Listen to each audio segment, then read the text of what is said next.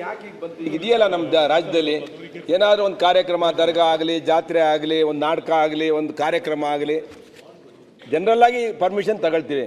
ಇದು RCBಲಿ ಸತ್ತೋದ್ಮೇಲೆ ಈ ಕಾನೂನು ತಂದ್ಬಿಟ್ಟು ಇದನ್ನು ಎಲ್ಲ ರಾಜಕೀಯ ಪಕ್ಷದವರು ಪರ್ಮಿಷನ್ ತಗೋಬೇಕು. ಇಲ್ಲಿವರೆಗೂ ಈ ದೇಶದಲ್ಲಿ, ರಾಜ್ಯದಲ್ಲಿ ಸಾಕಷ್ಟು ಕಾರ್ಯಕ್ರಮಗಳು ನಡೀತಿವೆ. ಎಲ್ಲ ಸಂದರ್ಭದಲ್ಲೂ ಇದು ಸುವ್ಯವಸ್ಥಿತವಾಗಿ ನಡೀತಿದೆ. ಇವತ್ತು ಸರ್ಕಾರ RCBಲಿ ಅವರೇ ಗೊಂದಲ ಮಾಡಿ ಅವರೇ 11 ಜನ ಸಾವಿಗೆ ಕಾರಣವಾಗಿ ಈ ಕಾನೂನು ತಂದಿದ್ದಾರೆ. ಇದು ಇಂದಿರಾ ಗಾಂಧಿ ಎಮರ್ಜೆನ್ಸಿ ಇದೆಯಲ್ಲ, ಆ ತರ ಇದೆ ಕಾನೂನು. ಬೇಕಾ ಬೇಡವಾ? ಅಲ್ಲ, ಇಂದಿರಾ ಗಾಂಧಿ ಅವ್ರ ಎಮರ್ಜೆನ್ಸಿಲಿ ಹಾಕಿದ್ರಲ್ಲ, ಬೇಕಾ ಬೇಡವಾ? ಬೇಡ, ಇದು ಖಂಡಿತ ಬೇಡ. ಇದು ಯಾಕೆ ನಾನು ವಿರೋಧ. ಇದು ಏನು ಒಂದು ರಾಜಕೀಯ ಪಕ್ಷ ಏನಾದ್ರು ಕಾರ್ಯಕ್ರಮ ಮಾಡುತ್ತೆ. ಈಗ ನಾವೇ ಒಂದು ಹೋರಾಟ ಮಾಡಿದೋ, ತುಮಕೂರಿನಲ್ಲಿ ಲಿಂಕ್ ಕೆನಾಲ್ಗೆ ಹೋರಾಟ ಮಾಡಿದೋ. ಕಾನೂನು ಬಾಹಿರವಾಗಿ ಸರ್ಕಾರ ನೀರನ್ನು ತೊಗೊಂಡೋಗ್ಬೇಕು ಅಂತೇಳಿ ಹೊರಟ್ಬಿಡ್ತು. 25,000 ಜನ ವಾಲಂಟ್ರಿಯಾಗಿ ಬಂದರು. ನಾನೇ ಅದನ್ನು ಮುಂದಾಳತ್ತು ವಹಿಸಿದ್ದೆ. ಅವತ್ತೇನಾದ್ರು ಸತ್ತೋಗಿದ್ರೆ ನನಗೆ 7 ವರ್ಷ ಸಜಾ ಹಾಕ್ಬಿಟ್ರೆ ಏನು ಮಾಡೋದು ಸ್ವಾಮಿ? ನಾನು ರೈತರ ಪರ ಕೆಲಸ ಮಾಡೋಕ್ಕೆ ಹೋಗ್ಬಿಟ್ಟು ರಾಜ್ಯ ಸರ್ಕಾರ ಅವ್ರದ್ದಿದೆ, ಜೈಲ್ಗೆ ಹಾಕ್ತಾರೆ ನನ್ನ ತಗೊಂಡೋಗಿ. ಓಕೆ, ಏನಾಗಬೇಕಾಗ ಸಾಮಾನ್ಯ ರೈತನ ಕತೆ ಏನಾಗುತ್ತೆ? ನನ್ನೊಬ್ಬನ ಕತೆನೇ ಈಗ ಆದರೆ ಸಾಮಾನ್ಯ ರೈತನ ಕತೆ ಏನಾಗುತ್ತೆ? ಇವ್ರು ಹೇಳಿದ್ರು, ಯತ್ನಾಳ್ ಅವರು ಪಂಚಮಶಾಲಿದೇನೋ ಹೋರಾಟ ಮಾಡಿದ್ರು, ಇವರು ಮುಂಜಾಳತ್ವ ತಗೊಂಡಿದ್ರು, ಯತ್ನಾಳ್ ಮೇಲೆ ಸಿಟ್ಟಿತ್ತು, ಹಾಕಿ ಹೊಡೆದವ್ರು ಒಳಗಡೆ ಹಾಕ್ಬಿಟ್ರೆ ಇದೆಲ್ಲ ದುರುಪಯೋಗ ಆಗುತ್ತೆ. ಈ ಕಾನೂನನ್ನು ಸ್ಟ್ರಾಂಗ್ ಆಗಿ ಹೇಳ್ತೀನಿ, ಪೊಲೀಸವ್ರ ಕೈಗೆ ಕಾನೂನು ಕೊಡಬೇಡಿ. ಇವಾಗಿರೋ ಕಾನೂನು ಸರಿಯಾಗಿದೆ. ದಯವಿಟ್ಟು ಇಂಥ ಕಾನೂನುಗಳು, ಮರಣ ಶಾಸನಗಳನ್ನು ದಯವಿಟ್ಟು ಈ ಹೌಸಲ್ಲಿರುವಂಥ 224 ಶಾಸಕರು ವಿರೋಧ ಮಾಡಬೇಕು ಅಂತೇಳಿ ನಾನು ಆಗ್ರಹ ಮಾಡ್ತೇನೆ. ಅಧ್ಯಕ್ಷರೇ, ಏನು ಸರ್ಕಾರ ತಂದಿರತಕ್ಕಂಥ ಈ ವಿಧೇಯಕ ಏನಿದೆ, ಇದು ಗಾಂಧೀಜಿಯವರ ಮೂಲ ಆಶಯಕ್ಕೆ ವಿರೋಧವಾಗಿರ್ತಕ್ಕಂಥದ್ದು. ಈ ದೇಶದಲ್ಲಿ ಸ್ವತಂತ್ರ ಬಂದಾಗ ಶಾಂತಿಯಿಂದ ಪ್ರತಿಭಟನೆ ಮಾಡಿದರು. ಸುಭಾಷ್ ಚಂದ್ರ ಬೋಸ್ ಅಂತವರು ಇರ್ಬೋದು, ಭಗತ್ ಸಿಂಗ್ ಅಂತವರು ಇರ್ಬೋದು, ಕ್ರಾಂತಿಕಾರಿಯಾಗಿ ಹೋರಾಟವನ್ನು ಮಾಡಿದರು. ಈ ದೇಶಕ್ಕೆ ಸ್ವತಂತ್ರ ಬಂದಿರತಕ್ಕಂಥದ್ದೇ ಹೋರಾಟದ ಮೂಲಕ. ಈ ವಿಧೇಯಕ ಏನಿದೆ, ಇದು ಹೋರಾಟವನ್ನು ಹತ್ತಿಕ್ಕತಕ್ಕಂಥ ಮಸೂದೆ ಆಗಿರ್ತಕ್ಕಂಥದ್ದು.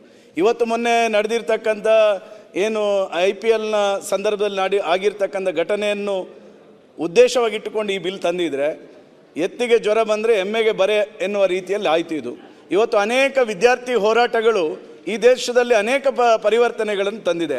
ಅನೇಕ ರಾಜಕೀಯ ಪಕ್ಷಗಳು ಅನೇಕ ರೀತಿಯಾಗಿರ್ತಕ್ಕಂಥ ಹೋರಾಟದ ಮೂಲಕ ಈ ದೇಶದಲ್ಲಿ ಅನೇಕ ಪರಿವರ್ತನೆಗಳನ್ನು ತಂದಿರತಕ್ಕಂಥದ್ದು. ಯಾವಾಗ ಈ ದೇಶದ ಸಂವಿಧಾನ, ಅಂಬೇಡ್ಕರ್ ಅವರ ಆಶಯದ ಸಂವಿಧಾನಕ್ಕೆ ವಿರುದ್ಧವಾಗಿ ಇವತ್ತು ನಾವು ಹೋರಾಟವನ್ನು ಹತ್ತಿಕ್ಕತಕ್ಕಂಥ ವ್ಯವಸ್ಥೆಯನ್ನು ನಾವು ಇವತ್ತು ಮಾಡಿದರೆ, ನಾನು ಹೇಳ್ತೇನೆ, ಕರ್ನಾಟಕ ರಾಜ್ಯದಲ್ಲಿ ಸಾಮಾಜಿಕವಾಗಿರ್ತಕ್ಕಂಥ ಕಳಕಳಿ ಇಟ್ಟುಕೊಂಡು ಜನ ವಿರೋಧ ಮಾಡ್ತಕ್ಕಂಥ, ಹೋರಾಟ ಮಾಡ್ತಕ್ಕಂಥ ಮನೋಭಾವನೆಯನ್ನು ನಾವು ಹತ್ತಿಕ್ಕಿದಾಗೆ. ಇವತ್ತು ಸಾಮಾನ್ಯವಾಗಿ ತಕ್ಷಣಕ್ಕೆ ನನ್ನ ಕಣ್ಣೆದುರಿಗೆ ಯಾವುದಾದ್ರೂ ರೀತಿಯಾಗಿರ್ತಕ್ಕಂಥ ಅನ್ಯಾಯ, ಅತ್ಯಾಚಾರ, ಅನಾಚಾರಗಳಾದರೆ ಪ್ರತಿಭಟಿಸಬೇಕೆನ್ನುವಂಥ ಮನಸ್ಥಿತಿಯನ್ನು ನಾವು ಕಸಿದುಕೊಂಡಾಗೆ ಆಗ್ತದೆ. ಯಾವ ಕರ್ನಾಟಕ ರಾಜ್ಯದ ವ್ಯಕ್ತಿ ಹತ್ರನೂ ಹೋರಾಟನೇ ಮಾಡೋದು ಬೇಡ ಎನ್ನುವಂಥ ಮಾನಸಿಕತೆಯನ್ನು ಹುಟ್ಟುಹಾಕಿದ ರೀತಿಯಲ್ಲಿ ಈ ವಿಧೇಯಕ ಆಗ್ತದೆ. ಸನ್ಮಾನ್ಯ ಸಭಾಧ್ಯಕ್ಷರೇ, ರಾಜಕೀಯ ಪಕ್ಷಗಳಿರ್ಬೋದು, ಸಾಮಾಜಿಕ ಹೋರಾಟಗಳಿರ್ಬೋದು, ವಿದ್ಯಾರ್ಥಿಗಳ ಹೋರಾಟಗಳಿರ್ಬೋದು, ಧಾರ್ಮಿಕ ಹೋರಾಟಗಳಿಗೆ ಇದು ಬಹಳವಾಗಿರ್ತಕ್ಕಂಥ ತೊಂದರೆಯನ್ನು ಕೊಡ್ತದೆ.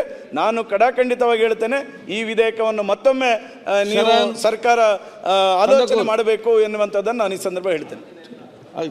ಮಾನ್ಯ ಅಧ್ಯಕ್ಷರೇ, ಈ ವಿಧೇಯಕದಲ್ಲಿ ಒಬ್ಬ ರಾಜಕಾರಣಿಯಾಗಿ ಕೆಲವು ವಿಷಯಗಳಿಗೆ ಸ್ವಲ್ಪ ನಮ್ಗೆ ಅನುಮಾನ ಇರ್ತಕ್ಕಂಥದ್ದು. ಒಂದು, ಅಧ್ಯಕ್ಷರೇ, ಮಾನ್ಯ ಮಂತ್ರಿಗಳಲ್ಲಿ ನಾನು ಮನವಿ ಮಾಡ್ತಕ್ಕಂಥದ್ದು ಸರ್ 7,000ಕ್ಕಿಂತ ಮೇಲೆ ಅಂತ ತಿಳ್ಕೊಂಡಂದಾಗ ನಂಬಲ್ಲಿ ಉತ್ತರ ಕರ್ನಾಟಕ, ಕಲ್ಯಾಣ ಕರ್ನಾಟಕ ಮಂತ್ರಿಗಳೇ ಸರ್, ನಮ್ಮಲ್ಲಿ ಮೈಲಾಪುರ ಜಾತ್ರೆ ಅಂತ ನಡೆಯುತ್ತೆ ಸರ್, 1 ಲಕ್ಷ ಜನ ಸೇರ್ತಾರೆ ಸರ್.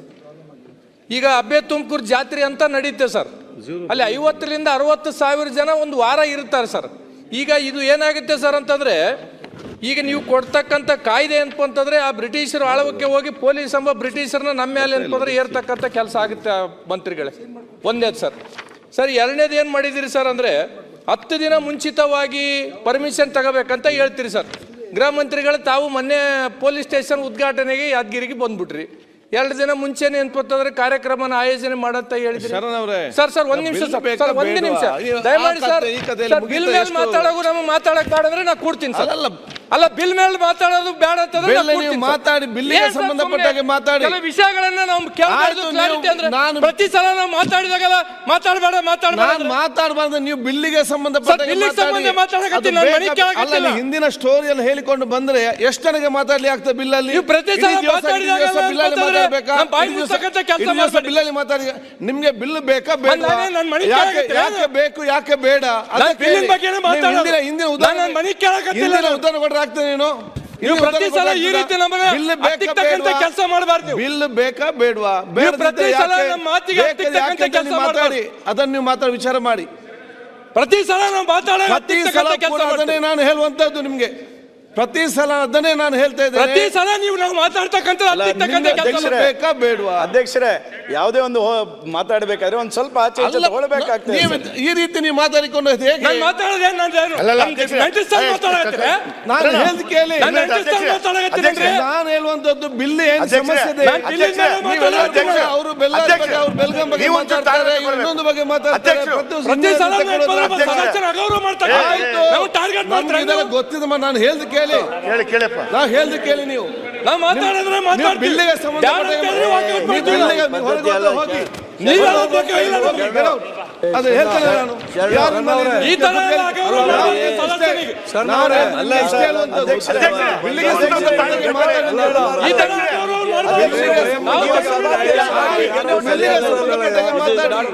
ಪ್ರತಿ ಸಲ ಕೆಲಸ ಮಾಡ್ಲಿಕ್ಕಿಲ್ಲ. ಬಿಲ್ಲಿಗೆ ಸಂಬಂಧಪಟ್ಟ ಮಾತಾಡಿ. ನೀವು ಬಿಲ್ಲಿಗೆ ಸಂಬಂಧಪಟ್ಟ ಮಾತಾಡಿ. ಆಯ್ತಿದ್ದಲ್ಲ ಬೇಡ ಮಾರ, ನೋಡಿ ಆಗಿದೆ. ಆಯ್ತು, ಚನ್ನಬಸ ಮಾತಾಡಿ. ಅಧ್ಯಕ್ಷರೇ, ಹೊರಗೆ ಹೋಗ್ತಿದ್ರು ಹೋಗ್ರಿ ಅಂತ ಅನಬಾರ್ದು. ಆಯ್ತು, ಸಮಾಧಾನ ತಗೋಬೇಕಾಗುತ್ತೆ. ಆಯ್ತು ಚನ್ನಬಸ ಅವರೇ. ಮಾನ್ಯ ಅಧ್ಯಕ್ಷರೇ, ಆಯ್ತಾ ಕೂತ್ಕೊಳ್ಳಿ. ಆಯ್ತು ಬೇಡ ಮಾನ್ಯ ಮಂತ್ರಿಗಳು ಅರಿವು ಮಾಡ್ತೀನಿ. ಮಾನ್ಯ ಕಾನೂನು ಸಚಿವರಿಗೆ ಹೇಳ್ತೀನಿ ಸರ್, ನಾವ್ ಏನ್ ಮಾತಾಡ್ತಾ ಇದೀವಿ ಮಾನ್ಯ ಸರ್? ಅಧ್ಯಕ್ಷರೇ, ಸರ್ ಒಂದ್ ನಿಮಿಷ ದಯಮಾಡಿ. ಅದು ಮಾತಾಡಿದ್ದು ಸರ್, ಸರಿ ಒಂದ್ ನಿಮಿಷ ಇತ್ತು. clarity. ಅದು ಮಾತಾಡಿದ್ದು ಸರಿ ಇತ್ತು ನೀವು. ಆದ್ರೆ ಈಗ ಅದಾದ್ಮೇಲೆ ಈಗೇನ್ ಮಾತಾಡಕ್ಕೆ ಇಲ್ಲ ಬಿಡಿ ಅದನ್ನು ಸರ್, ನಾನು ಏನ್ ಮಾತಾಡ್ತಾ ಇದ್ದೀನಿ ಸರ್? ದಯಮಾಡಿ ಧಾರ್ಮಿಕ ಕ್ಷೇತ್ರದಾಗ ಆಗ್ತಕ್ಕಂಥ ಕಾಯ್ದೆ ಬಗ್ಗೆ ಹೇಳ್ತಾ ಇದ್ದೀನಿ. ಈ ಸದನದಲ್ಲಿ ಶ್ರೇಷ್ಠ ಸಂಸದೀಯ ಪಟು ಆಗಬೇಕಾದವ್ರು ನೀವೆಲ್ಲ. ಆದ್ರಿಂದ ನಿಯಮಗಳನ್ನು ನೋಡ್ಬೇಕು, ನಮ್ಮ ಟ್ರೆಡಿಷನ್ ನೋಡ್ಬೇಕು, ತಾಳ್ಮೆ ಇರಬೇಕು. ಅಧ್ಯಕ್ಷರೇ, ಈಗ ಅವರು ಮೊದಲ ಬಾರಿಗೆ ಬಂದಾರೆ. ಆಯ್ತು ಸರಿಪ, ಮೊದಲ ಬಾರಿಗೆ ನಾನು ಹೇಳುವಂತದ್ದು ಏನಿದೆ? ನೀವೇನ ಎತ್ತಿನ ಗಾಣಕ್ಕೆ ಇದು ಹಾಗೆಲ್ಲ ನೋಡಿ, ನಮ್ಗೆ ಇದು ಇನ್ನು 4 ಬಿಲ್ ಇದೆ. ಎತ್ತಲ್ಲ ಅವ್ರಿಗೆ ಅರ್ಥ ಮಾಡಿಕೊಳ್ಳಿ.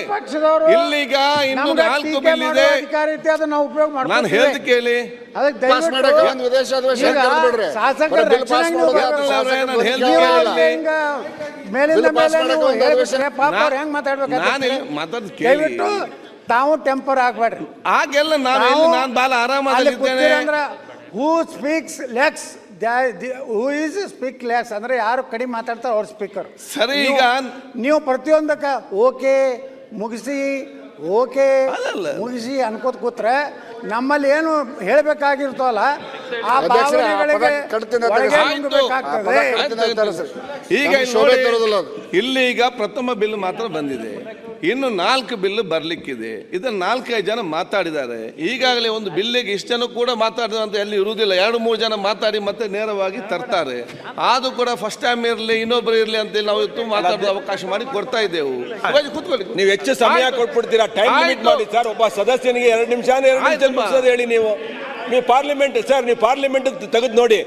2 ನಿಮಿಷ ಕ್ಲೋಸ್ ಆಯ್ತು. ನೀವು ತುಂಬಾ ಬೇಕಾದವರಿಗೆ 1 ಗಂಟೆ ಕ್ವಶನ್ ಅವರ್. ನಿಮ್ದು ತಪ್ಪು ಸರ್, ಅದು ನೀವು ನಿಮ್ಮ ತಪ್ಪಿದು. ಆಯ್ತು ಬಿಡಿ, ಸರಿಪಡಿಸಿ. ಅದು ವಿಷಯ ಟೈಮ್ ಇಲ್ಲ. ವಿಚಾರ ಕೂಡ ಆದ್ಕೊಂಡು ಕೂತ್ಕೊಳ್ಳಿ. ಚನ್ನಬಸ ಮಾತಾಡಿ. ಮಾನ್ಯ ಅಧ್ಯಕ್ಷರೇ, ನಾನು ಬಾಲ ಎಲ್ಲರಿಗೂ ಸಹ ಹೇಳುವುದಿಷ್ಟೇ. ಯಾಕಂದ್ರೆ ಈಗಾಗಲೇ ನಿಮ್ಗೆ ಆ ಬಿಲ್ ದೇಶದಲ್ಲಿ ಚನ್ನಬಸವ ಅವರೇ, ಬಿಲ್ ಬೇಕಾ ಬೇಡವಾ, ಬೇಡದಿದೆ ಹೇಗೆ ಅಂತ ಅದನ್ನ ಆ ಸೀಮಿತ ನೀವು ಯಾಕೆ ನಿಲ್ತೀರಿ? ನೀವೆಲ್ಲ ಯಾಕೆ ನಿಲ್ತೀರಿ? ಅಧ್ಯಕ್ಷರೇ, ತಮ್ಮ ಬಗ್ಗೆ ಅಪಾರ ಗೌರವ ಇದೆ, ಎಲ್ಲರಿಗೂ ಗೌರವ ಇದೆ. ಮಾತಾಡ್ತಾರೆ. ಅಲ್ಲ, ಬೇಗ ಸತ್ಯಕ್ಕೆ ಬಂದು ಮಾತಾಡಿ. ನಾನು ಎಲ್ಲ ಸದಸ್ಯರು ನೇಮರಾಜ್ ಚನ್ನಬಸವ, ನಾನು ಎಲ್ಲರಿಗೆ ಮತ್ತೆ ಹೇಳುದಿಷ್ಟೇ, ಬಿಲ್ಲಿಗೆ ಸಂಬಂಧಪಟ್ಟಾಗೆ 1 ನಿಮಿಷ ಬಿಲ್ಲಿಗೆ ಸಂಬಂಧಪಟ್ಟಾಗಿ ಮಾತಾಡಿ.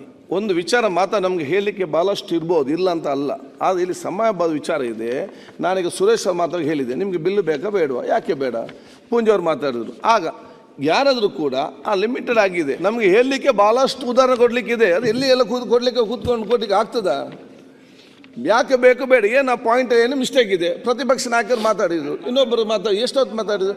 ಏನು ಬೇಕು ಅಷ್ಟಕ್ಕೆ ಸೀಮಿತವಾಗಿರಿ, ಆ ಕೆಲಸ ಮಾಡಿ.